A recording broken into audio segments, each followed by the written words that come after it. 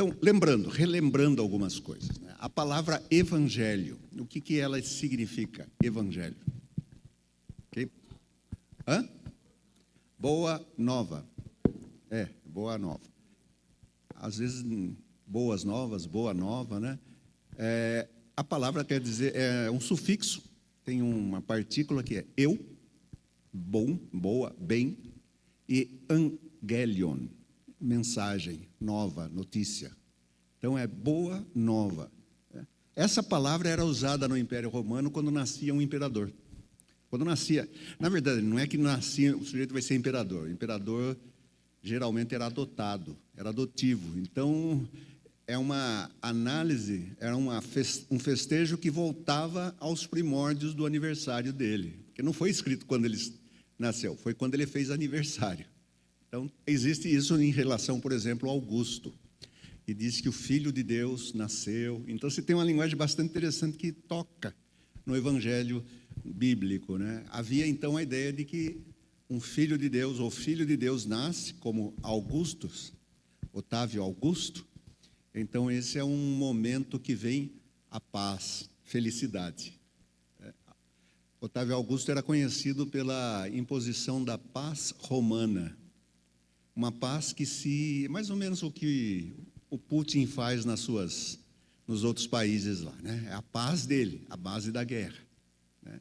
Então, a paz vem como resultado depois das vitórias. Então, tem um pouco a ver com vitória. No Evangelho, na Escritura, fala-se, então, daquele que anuncia boas novas. Isso aí lá para Isaías. Aquele que anuncia boas novas. Quão formosos são os pés. Paulo também cita isso, é um texto de Isaías. Quão formosos são os pés daquele que anuncia boas novas, né?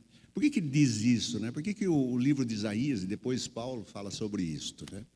Na verdade, a pessoa que trazia as boas novas trazia uma boa nova de vitória. Então, havia uma batalha, ganhamos, vá para a cidade nos anteceder e fale que nós ganhamos. Então, o sujeito viajava alguns quilômetros. Quando chegava, a sandália estava estourada, o pé sujo, feio, machucado, né? Então, é uma contradição, porque é tão feio o pé, mas o que ele era portador, sim, era bom. Era a boa nova, tá? Então, a boa nova é essa. Chama a atenção também que Jesus ordenou aos seus discípulos que pregassem quando não tivesse aceitação numa cidade, batessem as sandálias dos pés, né? É o contrário de trazer boas novas. Não aceitaram as boas novas. O livro de Lucas, ele tem um antecedente aí bastante interessante. Mas vamos começar a ler para ter uma ideia, né? A gente está falando de Evangelho, não estamos lendo o Evangelho. Abra em Lucas, capítulo 1.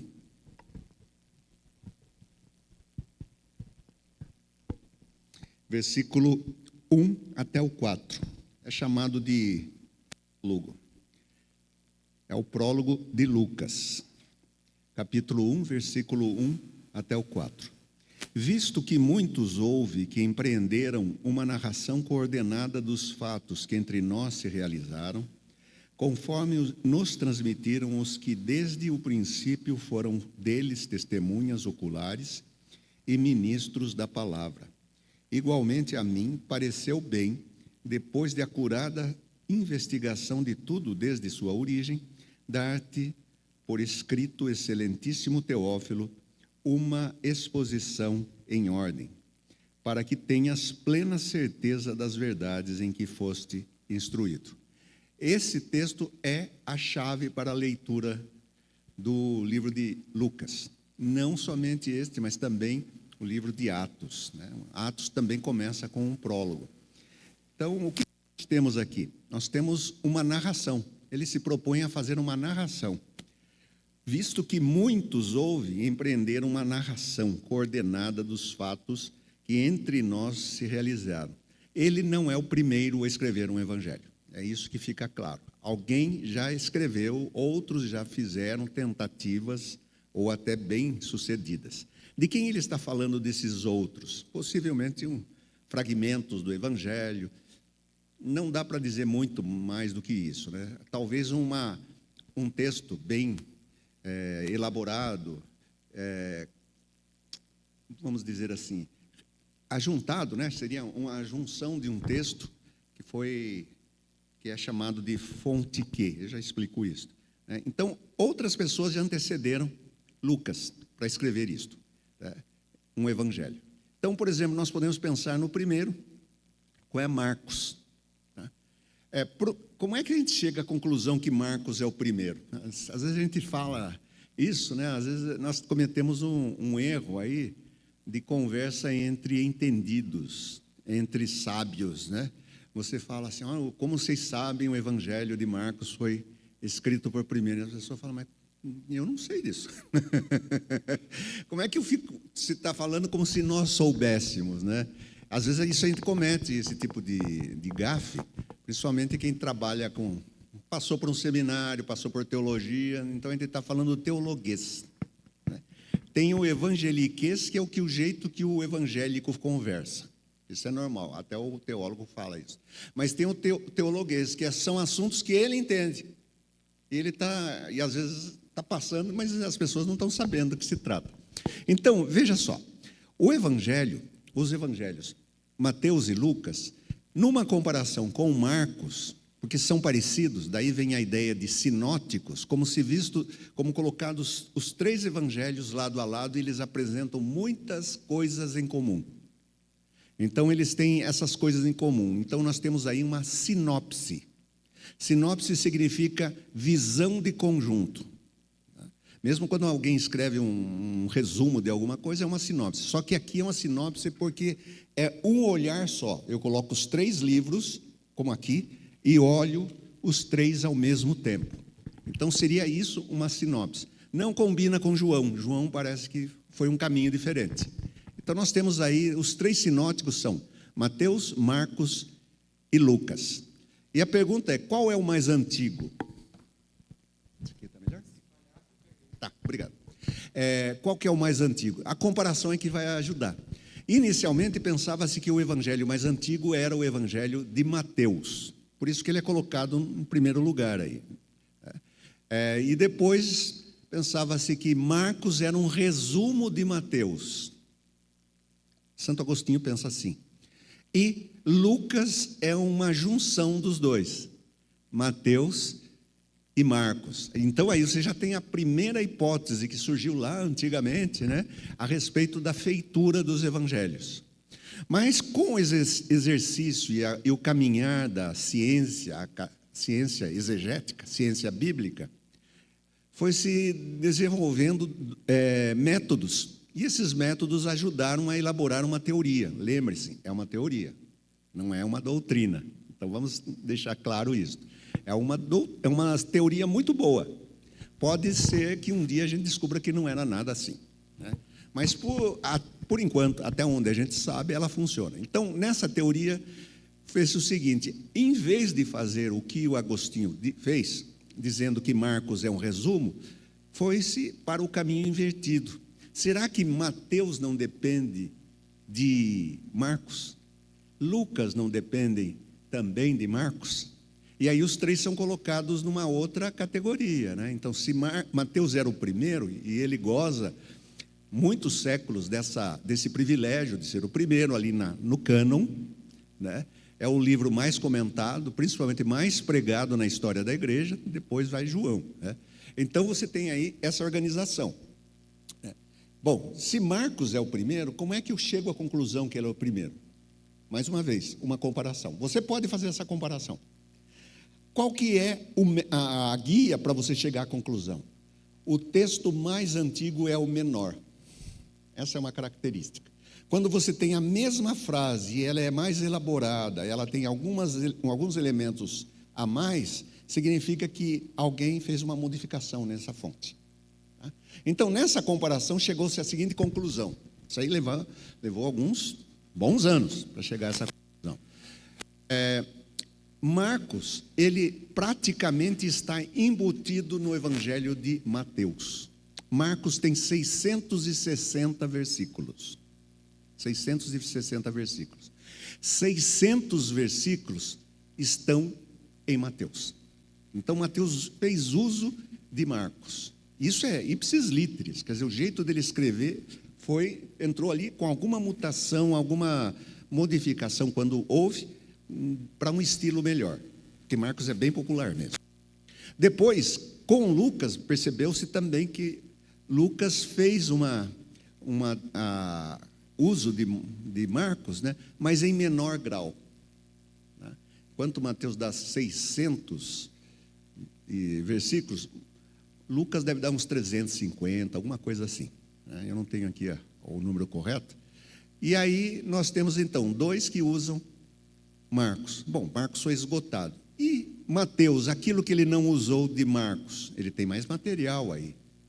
Lucas, o que é que ele tem de material que não está em Marcos? Aí a conclusão foi a seguinte: comparando Mateus com Lucas, agora não com Marcos, Lucas, e eles perceberam que havia mais ou menos umas 250 versículos parecidos, iguais, né? Versículos que estão da mesma forma que aparece em Mateus, aparece em Lucas. É mais ou menos isso. Então descobriu-se que tem uma fonte além de Marcos. Lembre-se que Lucas está falando isso, ó. Outros fizeram tal. Ele usou esses outros, ele não descartou, tá? Então, nós temos aí uma fonte que não tem nome, tá?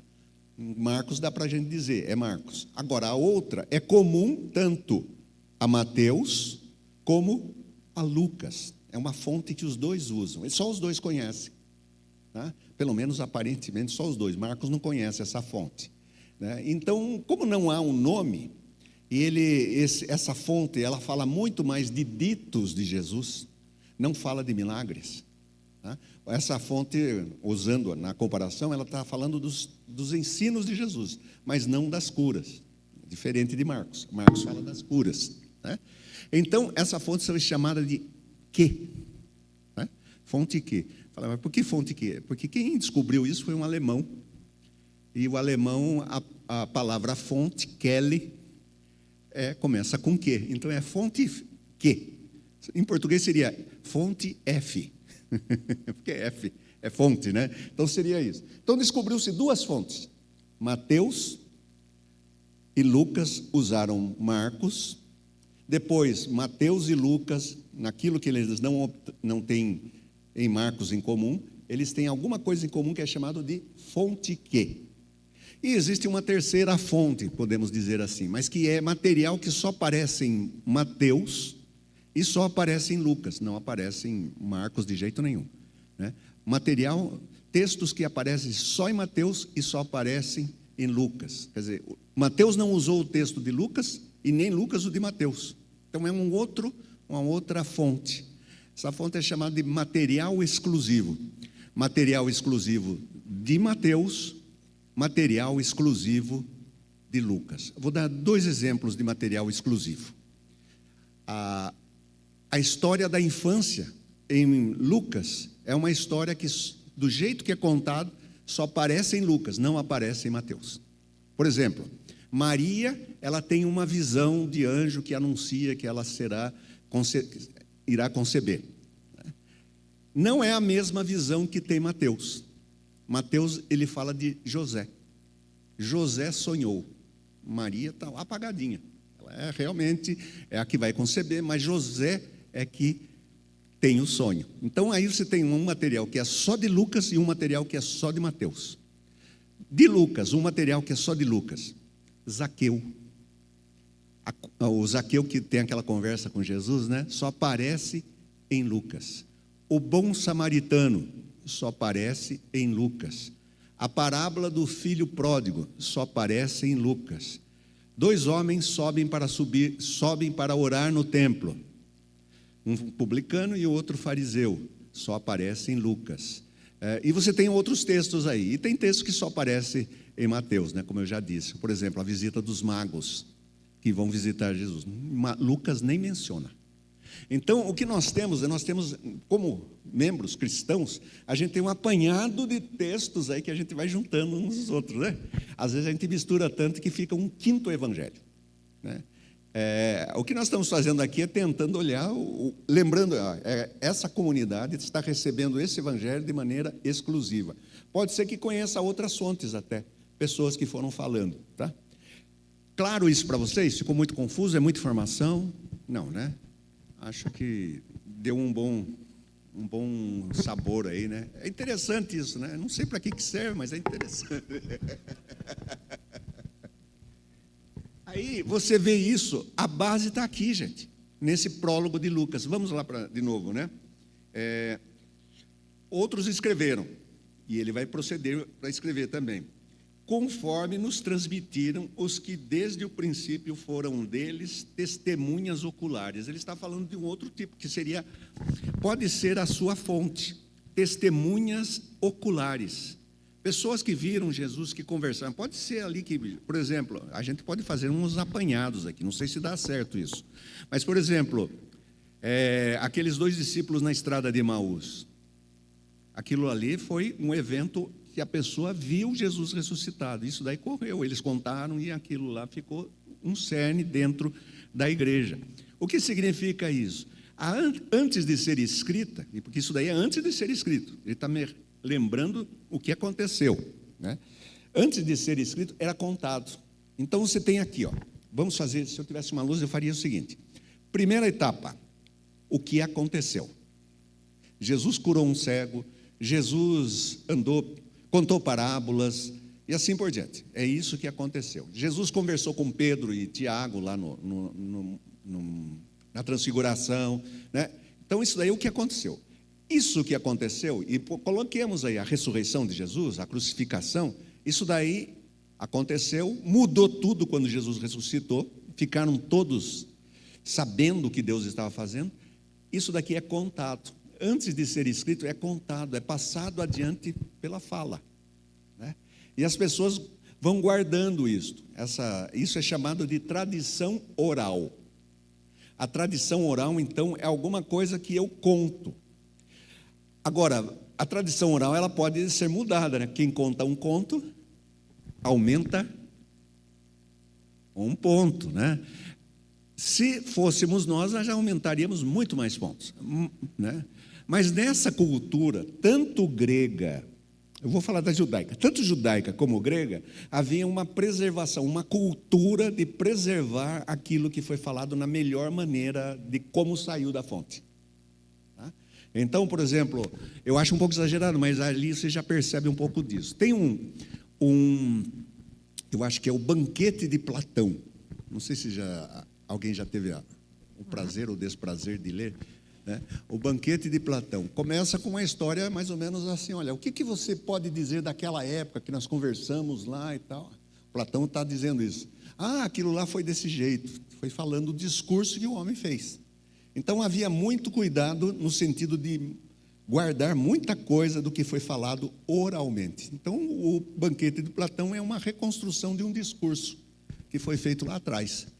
A mesma coisa acontece entre os judeus, aí com mais rigor ainda, porque essa questão da tradição oral é tão forte que eles criaram uma tradição equivalente à lei de Moisés. Tá? Então você tem, por exemplo, você tem aquelas tradições que Jesus critica, na verdade são interpretações da lei, e a interpretação passa a ter mais valor do que a própria lei. Esse é um problema, quando a interpretação nem sempre está correta, mas ela passa a vigorar ou vigir sobre o que está escrito. Então, isso acontece até hoje, viu?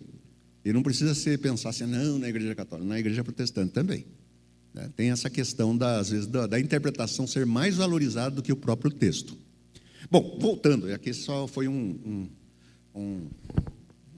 discurso, né? Então, notem, antes de tudo, é o que aconteceu, o que foi contado e depois o que foi escrito. Então, tem 3 fases: o momento que é efetuado o fato, o outro momento que é contado, o momento que é escrito. E aí esse escrito pode ser ainda em fragmentos até chegar no Evangelho mesmo, né? Então, esses trechos que foram escritos como a fonte que eram veiculados, né? Esses textos eram veiculados na igreja. Lucas chega lá e diz: está na hora de pôr em papel, ou em papiro, né? Está na hora de escrever. Mas a gente precisa de um banqueiro, alguém que banque. Alguém que banque esse escrito. Aí você tem o Teófilo. Veja aí, ó. Versículo 3. Igualmente a mim pareceu bem, depois de acurada investigação de tudo desde sua origem, dar-te por escrito, excelentíssimo Teófilo. Ou seja, eu vou fazer uma pesquisa, arrebanhar todo esse material e apresentar do meu ponto de vista, da maneira mais acurada possível. Ó Teófilo. O Teófilo é o sujeito que banca. Tá? Escrever livros, até hoje é assim. Se você vai escrever um livro, você tem que ter alguém. Ou você banca o seu livro, e isso não garante que é vendido. Tem isso. Tá? Então, às vezes, diz assim, vou escrever um livro. Tudo bem, escreva, mas quem é que vai ler? Né? Então, você tem esse probleminha. Sim. Não, deve ser da igreja que inicialmente está recebendo isso. Né?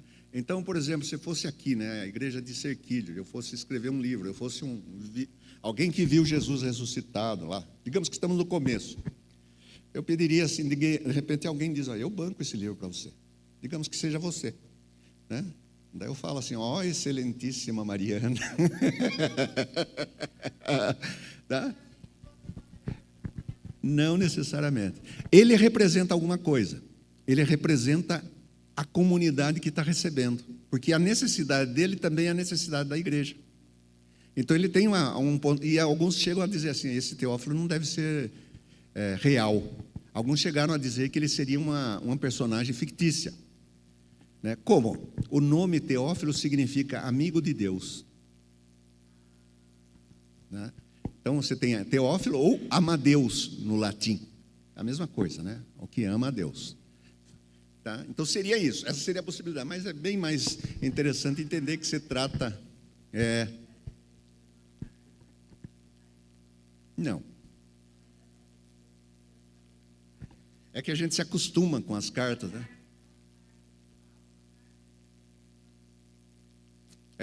Esse texto, ele se parece com outros que aparecem nesse mundo antigo, tanto romanos, gregos e judaicos, em que se chama de prólogo mesmo, né? Um prólogo historiográfico.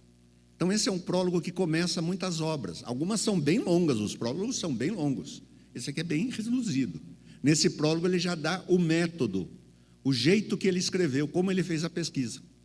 Tá? Então, é bastante interessante. De fato, parece muito, mas tem Joséfo, tem os textos gregos lá também, muita coisa que aparece aí. Tá? Então, o que Lucas faz? Ele utiliza um mecanismo, um padrão. Ele começa o seu evangelho com um padrão de jeito de escrever, historiografia. Tá? Vamos pensar nisso, uma monografia historiográfica. Tá? Então, ele está escrevendo história. Está escrevendo história. A história tem que levar alguém que pague, né? Pague o seu livro. Né? E, no caso aqui, ele escrevia um livro. Né? Talvez algumas cópias que eram circulando, né? Então, mas esse livro aqui vai ser para essa comunidade, possivelmente para o Teófilo, que vai compartilhar com essa gente. Então, você tem todos esses mecanismos aqui, né? Então, veja, o que aconteceu. Houve, né, no caso, fatos que entre nós se realizaram. Essa é a primeira etapa. Né? A segunda é conforme nos transmitiram que desde o princípio foram deles testemunhas oculares. A tradição oral. Né? E a terceira já é por escrito, que volta no versículo 1. Muitos houve que empreenderam uma narração coordenada. E aí chega ao último estágio, que é o leitor. Versículo 3, igualmente a mim, ele vai participar dessa tarefa também, pareceu bem, depois de acurada investigação de tudo, desde sua origem, dar-te por escrito, excelentíssimo Teófilo. Teófilo nos representa. Teófilo faz as vezes do leitor, para que tenhas plena certeza das verdades em que foste instruído. Em outras palavras, está dizendo, o que eu vou escrever é digno de fé. Não é alguma coisa inventada. Veja que ele, propondo essa obra, ele diz assim, olha, eu investiguei. Outras pessoas já se aventuraram a escrever. Marcos, né? Não tem Mateus ainda, possivelmente, ou se ele não conhece Mateus. Tem alguém que juntou todos esses ditos de Jesus, que seria essa fonte que. E tem coisa que ainda ele vai levar adiante, conversando, descobrindo e assim por diante. Tá? Então, essa é a atividade de Lucas, né? Agora, onde aparece o nome Lucas aqui? Aonde aparece? Não tem. Não tem. Lucas, a atribuição de Lucas é uma tradição, né? Veja só, esses escritos, os evangelhos, eles eram anônimos. Eles não tinham o nome da pessoa que estava escrevendo. Então, como se faz com um livro anônimo? Ou se diz esse primeiro, esse segundo, você tem que dar uma identificação para, de tempos em tempos, fazer uma citação. É diferente das cartas de Paulo. As cartas de Paulo, ele começa assim: Paulo, servo de Jesus Cristo, a todos os santos que vivem em tal lugar. Ele se identifica. Lucas não. Mateus não. João não. João dá para entender um pouquinho quando a gente vai para o final e vê que ele participa ali. João, ele claramente participa. Mas a gente chega à conclusão dedutível de que é João. Agora, isso daqui é mais difícil, mesmo Marcos, né? Quem é que disse que a igreja sentiu necessidade de nomear essas pessoas? Poderia ter, se ela tivesse sido uma aventura nomear, ela teria que ter escolhido melhor. Por exemplo, Mateus está de bom tamanho, é uma testemunha ocular.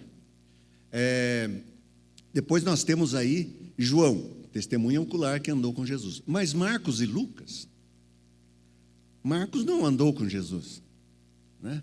Lucas também não andou com Jesus. Então, se você quer dar uma certa autoridade aos escritos, você diz: não, é Evangelho de Pedro, né? Evangelho de quem mais? Alguém mais perto aí, Evangelho de Tiago. O interessante é que posteriormente surgiu tudo isso, Evangelho de Pedro, Evangelho, proto-evangelho de Tiago e assim por diante. Ou seja, os apócrifos começaram a surgir. Tem muito apócrifo. Então, esses evangelhos, eles são diferentes dos apócrifos. Eles guardam entre si uma tradição muito forte e, para falar a verdade, tem a convicção do Espírito Santo que a pessoa está lendo aqui, a igreja chegou a essa conclusão, né? Mas acertadamente dizer que é desse evangelista ou aquele, é uma opinião possível. Eles estão mais perto do acontecido do que nós, isso é verdade, né? E havia uma necessidade, né? Então, mesmo que diga que é Marcos, está mais próximo do que dizer que é de Tiago, de Pedro. É interessante, né? Quer dizer, a gente poderia dizer, mas quem é de Pedro? Daí se liga a Pedro, né? O Evangelho de Marcos se liga a uma tradição petrina. Lucas se liga a uma tradição paulina, companheiro de Paulo. Só que a gente não sabe direito se é, né? Mas tá bom, né? Acho que já dá para voltar para casa assim, meio com a cabeça meio baleada, né? A gente vem para aprender, chega aqui e vai desaprender, né? Pode acontecer isso, sim. Isso continua sendo. Só que, por exemplo, um livro que é apócrifo, que é sem nome, né? A gente tem que dizer, vamos... E também não funcionaria assim, ó. A gente não tem certeza plena. Mesmo eles, os pais da igreja, não tinham. Então, vamos abrir a Bíblia no livro que poderia ter sido escrito por Marcos. Você já pensou em começar um sermão assim? Meus irmãos, vamos ler a palavra de Deus. Abra sua Bíblia no livro que pode ter sido escrito por Marcos. Você já não presta mais atenção em nada. Você chega e fala, mas como é que esse sujeito ousa falar isso? Como é que ele ousa dizer que não foi de Marcos? Então é muito mais complicado, né? Então é muito assim, ó, o Evangelho de Marcos. Eu já tirei o São Marcos aí, né? Estou dizendo Evangelho de Marcos. Então ficou assim. Agora, quem vai analisar a tradição dos nomes, desse título que aparece aqui, ó, Evangelho segundo Lucas, vai ser a exegese e ela vai perceber que, apesar de não ter certeza 100%, há muita possibilidade que tenha sido. Há bastante possibilidade. É verossímil. Verossímil não significa que é totalmente, mas é possível, né? Então, Marcos é mais do que Lucas ainda. Marcos é possível. Há um autor chamado, como é o nome desse autor? Martin Hengel. É porque eu estava lembrando de nomes, né? Martim Lutero. Martin Hengel, ele analisou essa tradição e diz, olha, deve ter sido um Marcos que escreveu isso aí. Depois de estudar, isso daí é conversa de de faculdade, né? Fica lá na universidade essas conversas. O crente não quer saber isso, o crente quer saber como é que isso daqui se aplica à minha vida.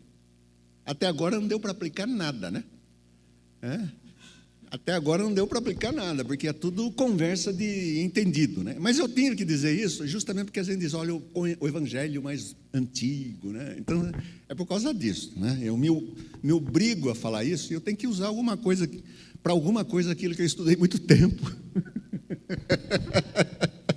Estudei anos essas coisas aí, né? Para chegar aqui na igreja não serve para nada. Fala mesmo. Mas não toda escola dominical ensina isso aqui, não. Aqui já fala assim, já tem que colocar lá uma placa lá, Sala das Heresias. Tá? Então seria isso, né? Por quê? Porque esse assunto é um pouco técnico, né? Aí vem o desafio de você ter um assunto técnico e harmonizar com a experiência. Isso eu me obrigo, sempre. Não adianta eu saber certas coisas, às vezes até eu vou fazer, isso aqui é desnecessário falar. Isso aqui é desnecessário até estudar. Então, eu tenho isso. Mas muitas vezes eu olho assim, esse texto aqui traz algumas informações, como isso se relaciona com a vida. Notaram? Então, há esse experimento, há essa questão do Espírito. Nós começamos com uma oração. Ou seja, apesar de estarmos nessas tecnicidades, nós estamos pensando o seguinte, olha, isso aqui tem que ter alguma coisa para nós que o Espírito Santo vai nos falar, né? Então isso é constante, certo? Então deve ter alguma função, né? Pelo menos para fazer livro, pelo menos. Mas tem sim.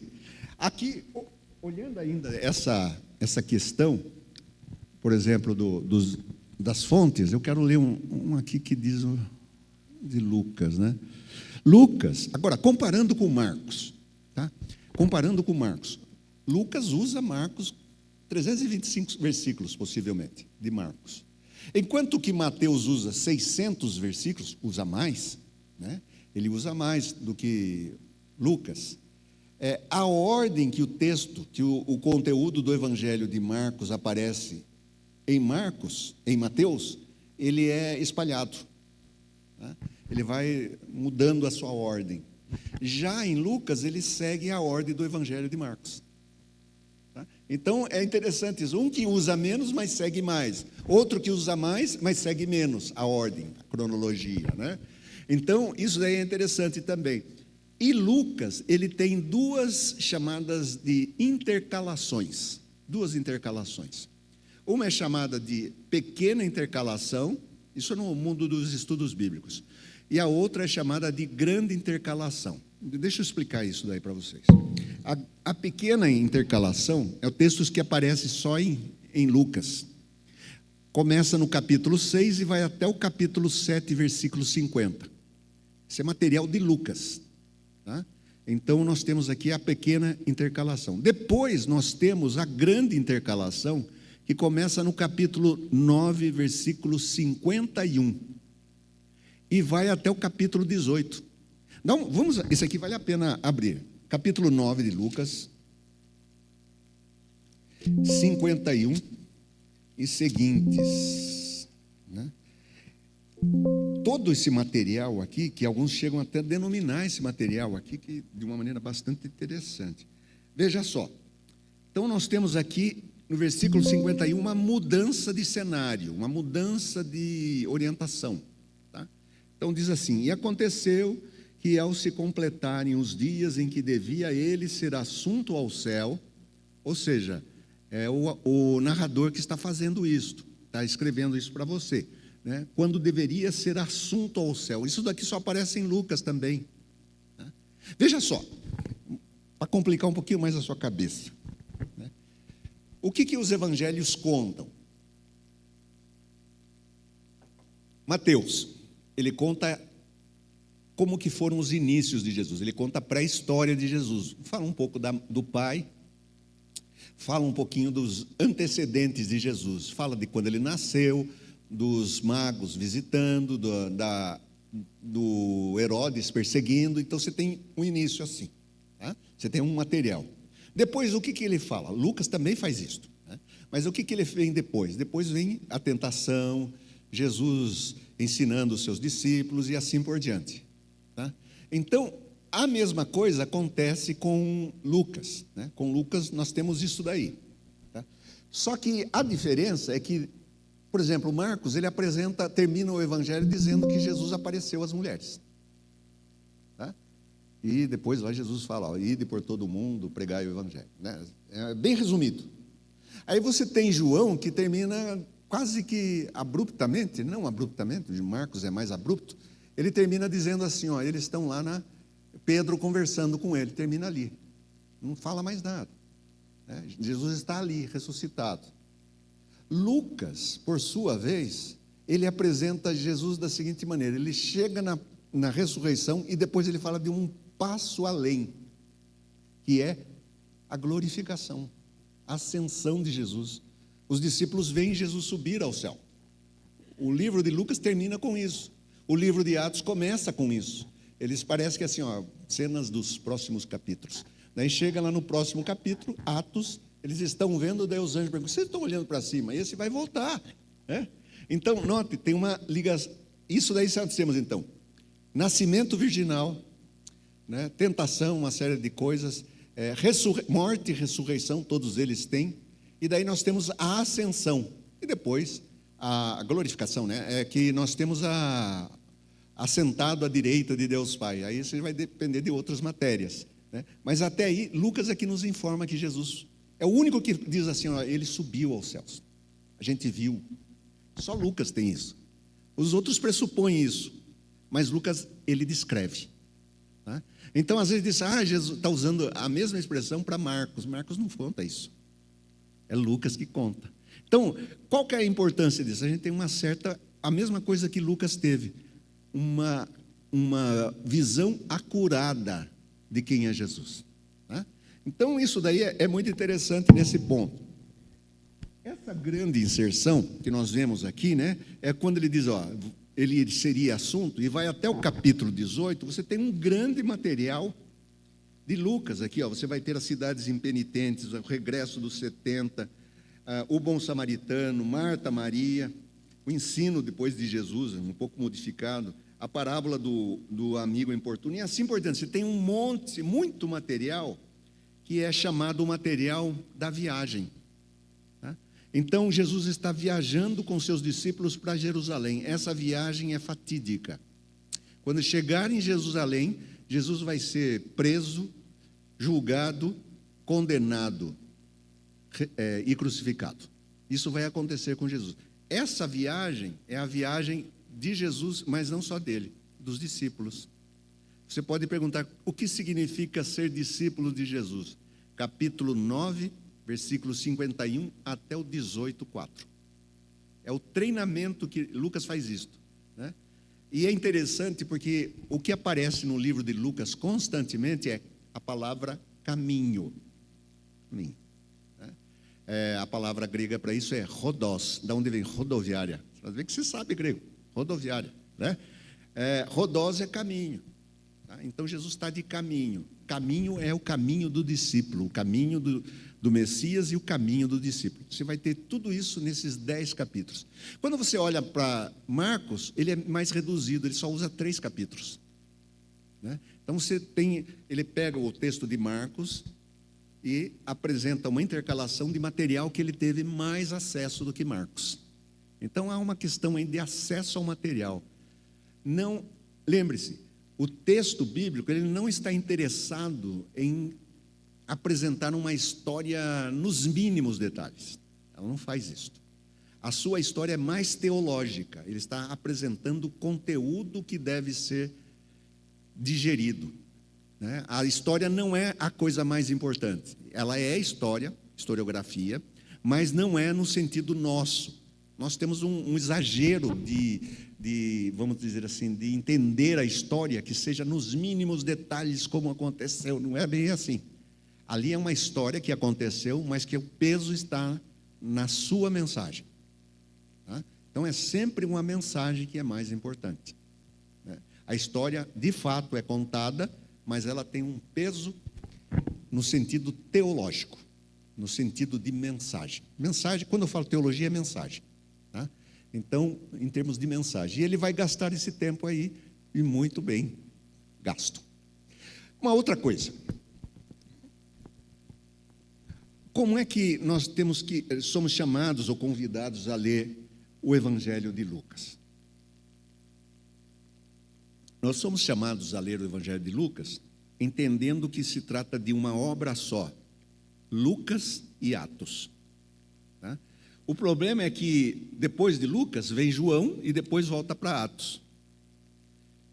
De alguma maneira a igreja tinha que decidir como organizar. Organizou por gêneros literários, evangelhos, depois um gênero historiográfico, que é Atos, e depois as cartas. E acaba com o Apocalipse. É uma organização. Né? Essa organização tem suas beneficências e suas dificuldades. Né? A dificuldade é que separou Lucas de Atos. Abra o livro de Atos, capítulo 1. Veja o que diz no capítulo 1, versículo 1 até o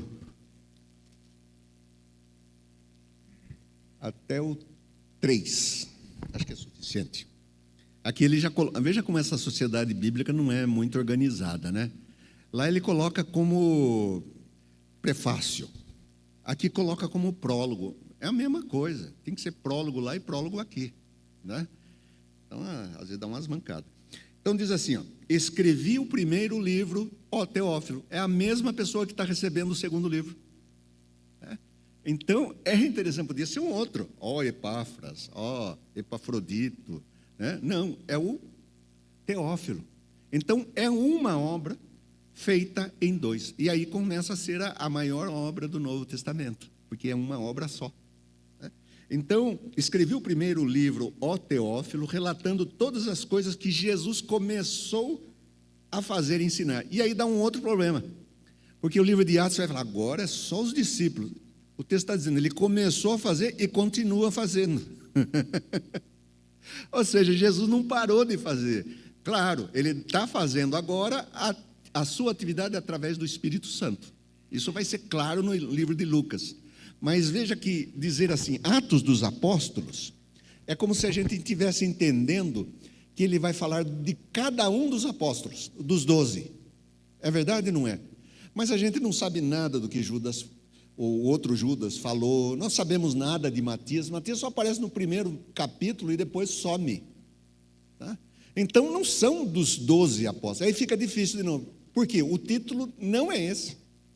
O título não é esse. O título é o primeiro, é o mesmo livro.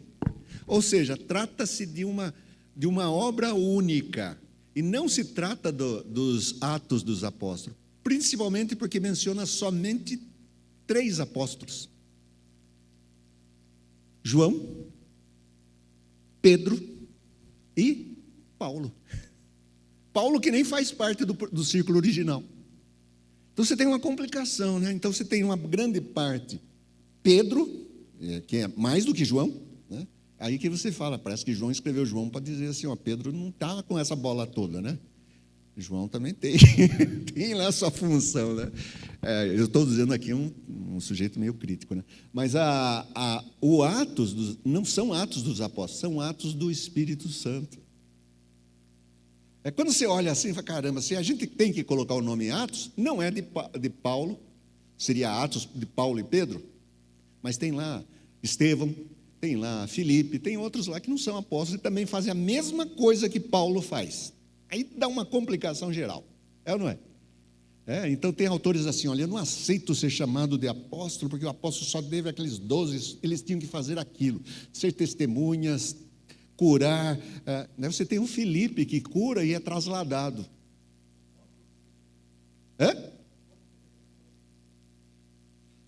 Tem que ser os dois, né? O seu discípulo se torna apóstolo, né? Ele se torna uma autoridade, né? Ele tem a fase do treinamento como seminarista e pastor.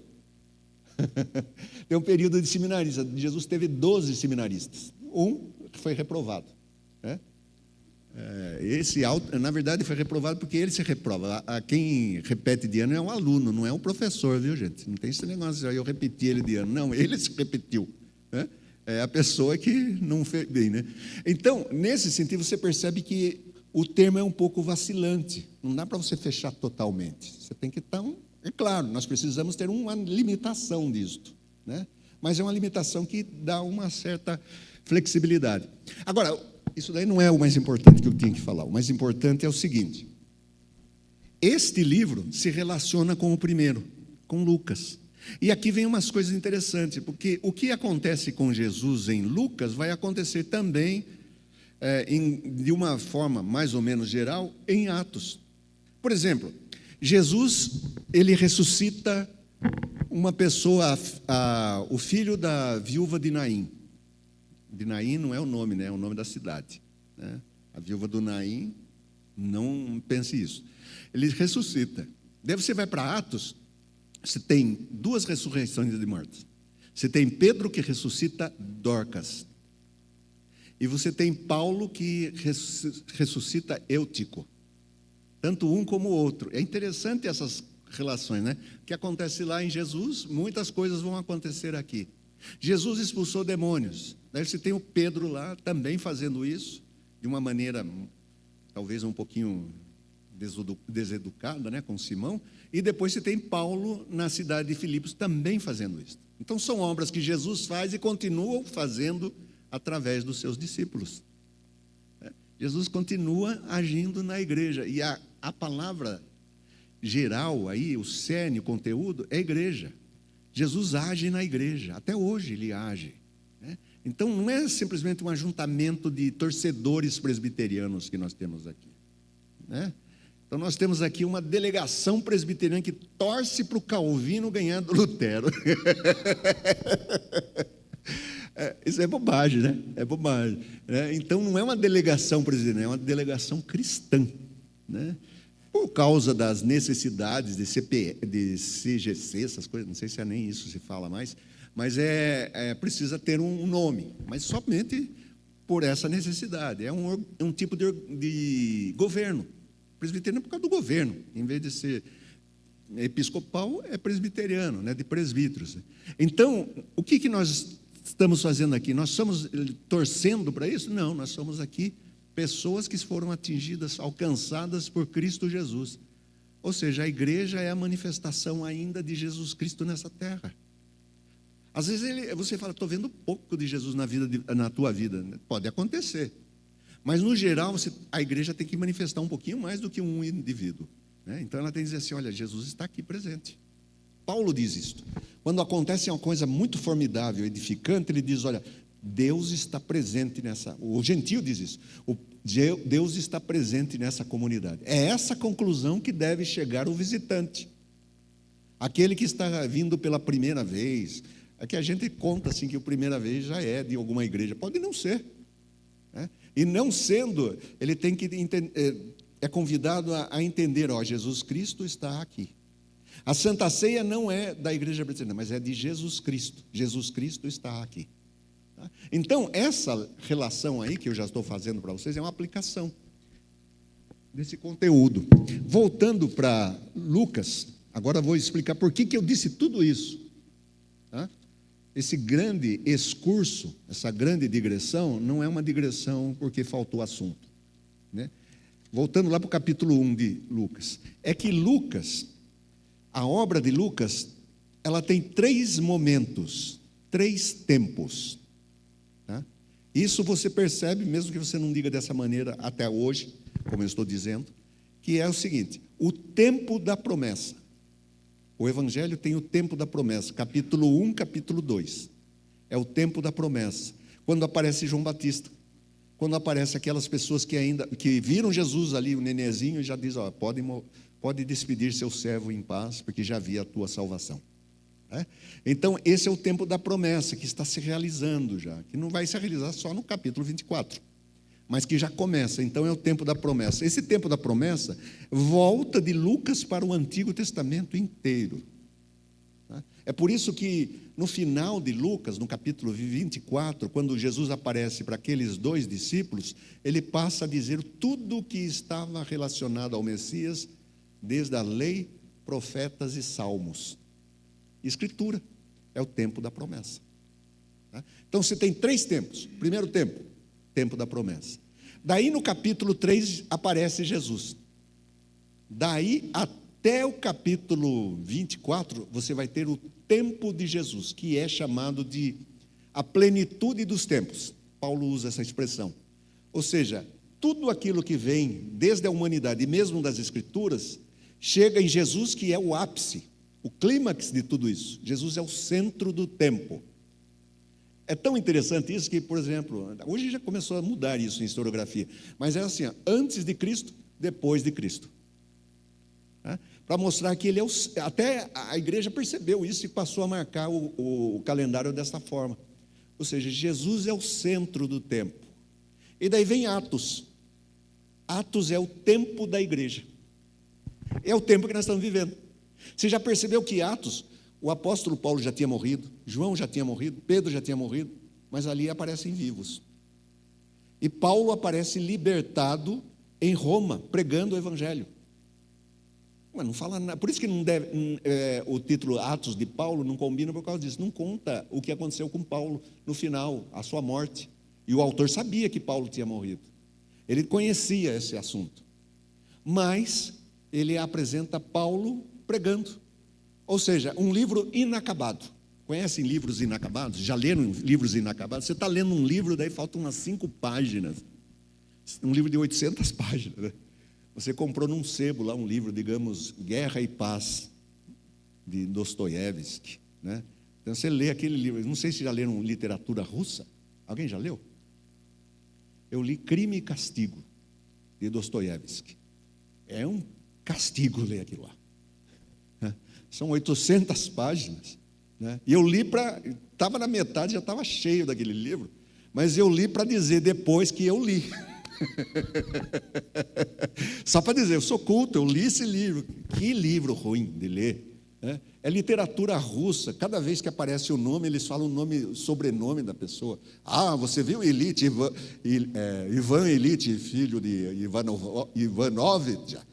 Você fala, caramba, não, esse é o outro, aquele filho de Filipe Ivanovitch, não sei o quê. Russo é desse jeito, né? Então, você está lendo um livro desse. Agora eu estou dizendo que é um livro maçante, né? Até o pastor de Tatuí, né? Ele fez uma tese nesse livro aí, um doutorado, né? Nesse livro não, na obra de Dostoiévski. Eu falei, mas por quê? Eu perguntei, por que ler um livro tão chato? Não, mas não sei o quê. Eu falei, não há quem aguente, né? Eu acabando ele não fez ainda doutorado, não terminou, está fazendo, né? Eu dou um ânimo para ele, né? Falando, por que você vai fazer isso? Vai jogar seu tempo fora? Isso é coisa.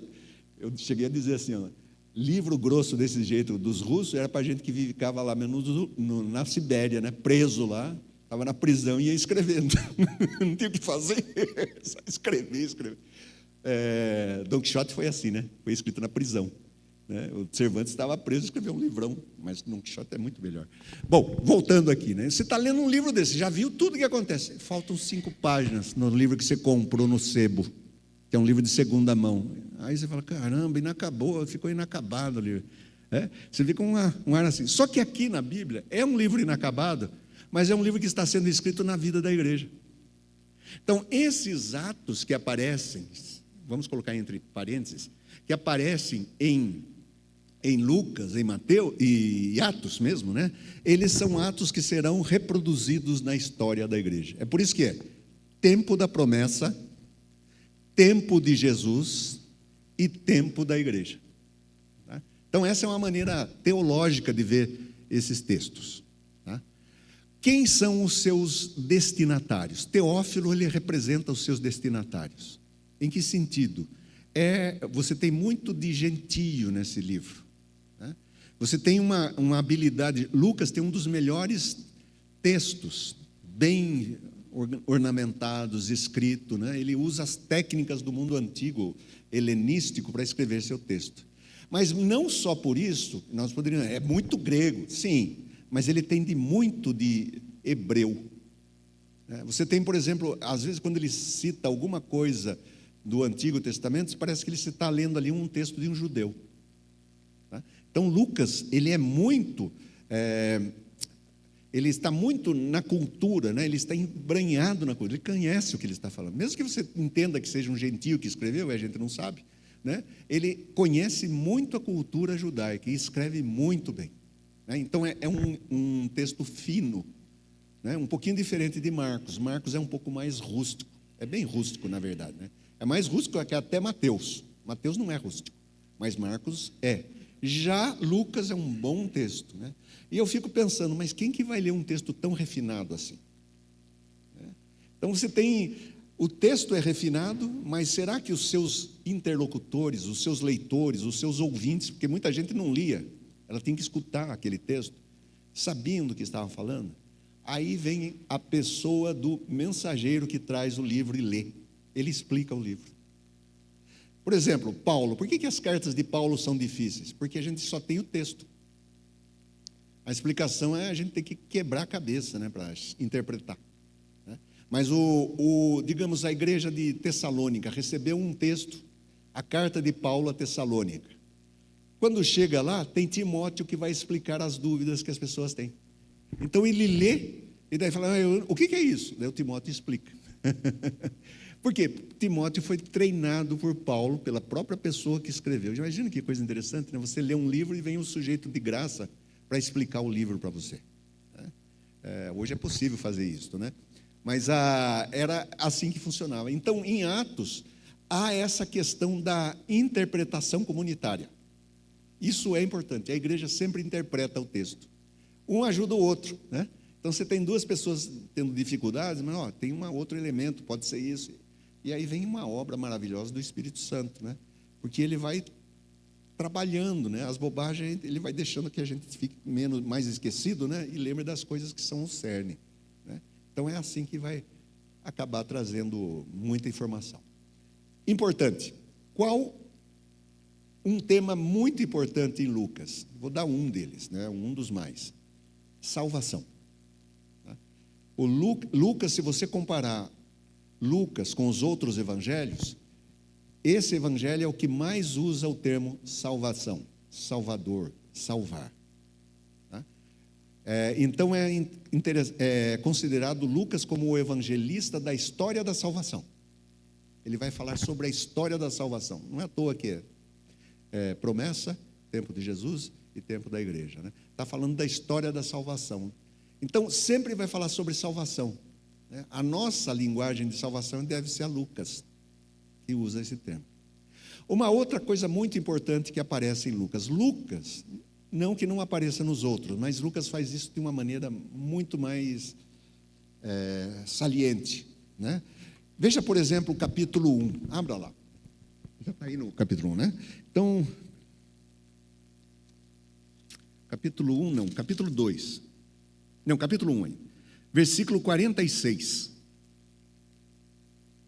Aqui é o cântico de Maria, é um salmo, né? Então disse Maria, a minha alma engrandece ao Senhor, e o meu espírito se alegrou em Deus, meu Salvador, porque contemplou na humildade da sua serva. Escolheu uma pessoa que não contava, uma pessoa simples, né? Ele está dizendo isso, humilde, né? Ninguém fazia referência a ela, quem diria isso? Deus contemplou essa moça. Pois desde agora todas as gerações me considerarão bem-aventurada, porque o poderoso me fez grandes coisas, santo é o seu nome. Isso é lembrança de Salmos, né? A sua misericórdia vai de geração em geração sobre os que o temem. Por enquanto ela está só, preâmbulo. Agiu com seu braço valorosamente, dispersou os que no coração alimentavam pensamentos. Aí o versículo 52. Derrubou do seu trono os poderosos e exaltou os humildes. É isso que vai acontecer no evangelho todo. Ele vai derrubar aqueles que são para entronizar os que não são. Então você vai ver aí coisas diferentes nesse evangelho. Por que ele, por exemplo, filho pródigo, né? Alguém que devia ser apedrejado, expulso, né? E de repente volta. E aquele que estava em casa, que era obediente, o bonzinho, o certinho, aquele está fora, se não tomar uma decisão. Então ele inverte esses papéis, essas funções. Marta e Maria, hoje é ontem foi o dia das mulheres, né? Tem que celebraram isso ontem? Celebraram, né? É um dia só, viu? É só... Tem mais, né? Então, nesse dia, geralmente se prega esse assunto da Maria, Marta e Maria. E que mostra que Marta, nesse evangelho, ela não é o que leva mais prestígio. É Maria, a jovem, a caçula, que em vez de estar lá ajudando a lavar os pratos, está escutando Jesus. Tá? É inversão. Né? 2 homens sobem para orar. Um ora e acha que é atendido, o fariseu. E daí ora depois o publicano. E Jesus diz, o publicano foi escutado. Né? Então você tem esse tipo de coisa constantemente. É o que é chamado de inversão, ou o evangelho no sentido de o avesso é o certo. Então, o avesso aqui, o contrário de todas as proposições culturais e assim, é o contrário que Jesus vai pesar. E também tem essa questão do caminho, né? Caminho. Bom, gente, tem muita coisa ainda que poderia falar, mas acho que é suficiente por hoje aí. Quem quer falar alguma coisa, por favor?